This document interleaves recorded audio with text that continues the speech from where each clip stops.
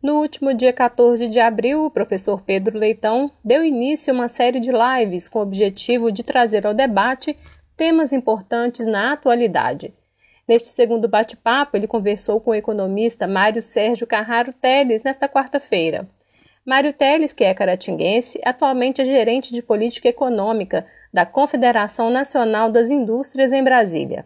Em pauta, os impactos econômicos da pandemia e alternativas para sair da crise.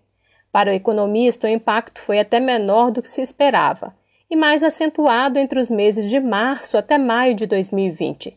Segundo ele, hoje, a indústria, o comércio e até o setor de serviço, ainda que menor, estão apresentando crescimento. E nem todos os setores de serviço sofreram com a pandemia.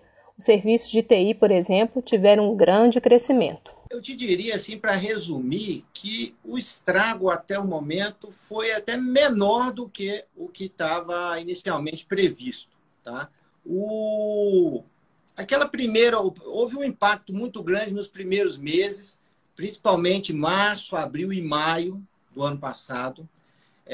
Mas tivemos aí uma série de ações do setor público, que não foi exatamente do governo federal, muita coisa veio do Congresso. Tá? O fato é que tivemos políticas econômicas e políticas na área de emprego que fizeram com que a economia reagisse rapidamente. Tá? Hoje, um ano e pouco depois do início da pandemia aqui no Brasil, nós temos, por exemplo, a indústria, né, onde eu trabalho, teve 9 meses de crescimento consecutivo e hoje a indústria está produzindo num nível um pouco acima do anterior à crise. A mesma coisa está acontecendo com o comércio e o setor de serviços. Tá? O serviço demorou mais para reagir, mas agora chegou no mesmo nível. Eu estou falando até fevereiro. Só que agora nós estamos num outro momento. Né? Todo mundo tá acompanhando, sabe que a partir de março nós tivemos aí uma intensificação das medidas de distanciamento social e isso tem um efeito principalmente sobre o setor de serviços e o comércio. O economista chamou atenção para o fato de que regiões do Brasil que já enfrentavam problemas econômicos com a alta de desemprego, por exemplo, foram até beneficiadas e tiveram uma melhora na economia em razão do auxílio emergencial. Essa questão das diferenças regionais, o que aconteceu? Regiões que estavam com um desempenho econômico pior podem, inclusive, terem tido algum ganho com essa situação. Porque o que aconteceu? As pessoas que estavam desempregadas, elas passaram a ter direito, né, a acessar os benefícios novos que foram criados, principalmente o auxílio emergencial. Né? Então, o cara que não tinha renda nenhuma, que estava numa região de muito desemprego e pouca atividade econômica, ele passou a receber ali aqueles R$ 600. O auxílio, né?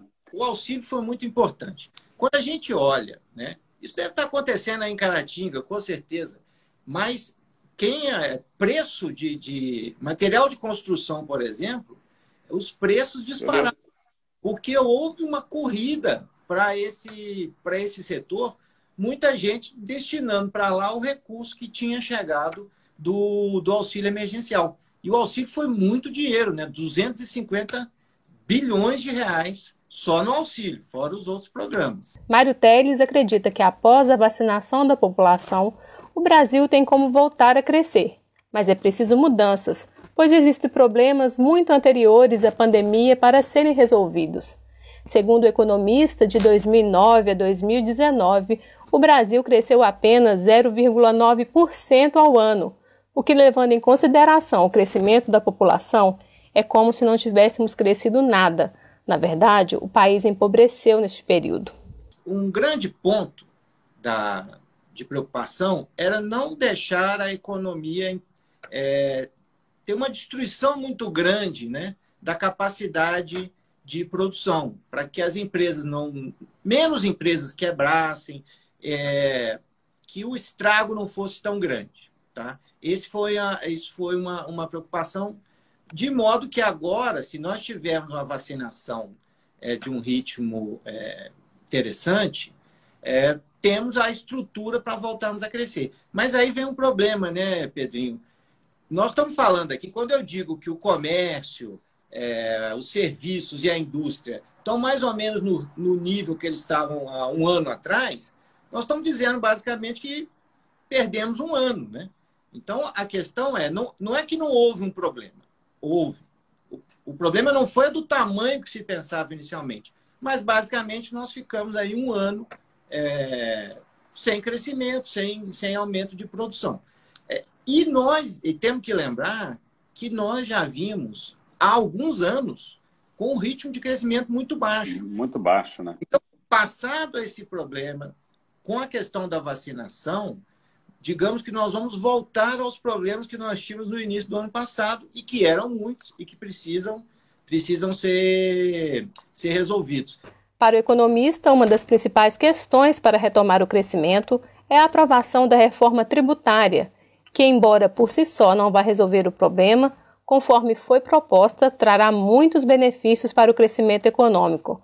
Mas é preciso também de outras medidas, como estimular o setor privado a investir no Brasil, pois o governo federal não terá condições no primeiro momento, haja visto o grande endividamento que já vinha antes da pandemia e aumentou significativamente com a crise sanitária.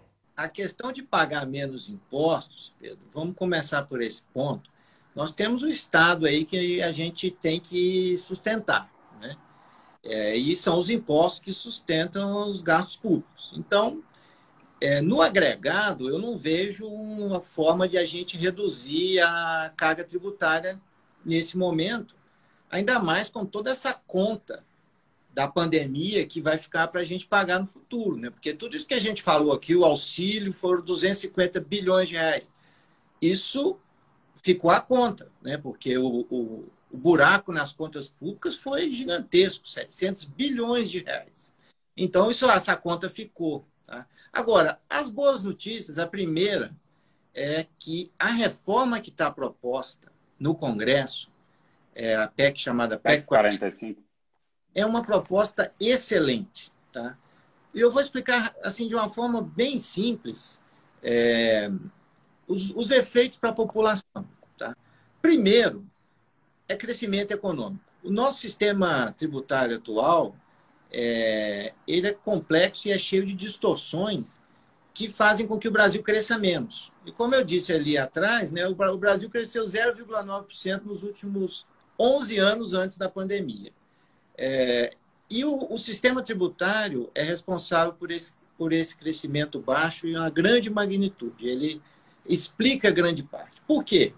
Por exemplo, quando nós aqui da indústria vamos competir com um produto importado, o importado chega no consumidor com menos imposto, com menos ICMS, por exemplo, do que o produto nacional. Agora, tem um outro ponto que é muito importante para a gente falar aqui, que é a questão do que a gente chama aqui de regressividade. É a questão do você cobrar mais imposto de quem ganha mais e cobrar menos de quem ganha menos. Tornar mais justo, né? Exatamente. O nosso sistema é regressivo, ele faz o contrário. Tá? E a proposta que está no Congresso, ela melhora esse problema. Por quê? Estabelece um imposto, o imposto seria único para todos os bens e serviços. E por que isso melhora essa questão da distribuição dos impostos? Porque os ricos compram mais serviços do que os pobres. O peso dos serviços na cesta de consumo dos ricos é maior do que na cesta de consumo dos pobres. E os serviços são menos tributados no Brasil. Então, quando você colocar uma alíquota igual para todos os bens e serviços, você vai tributar mais os mais ricos e tributar menos os mais pobres.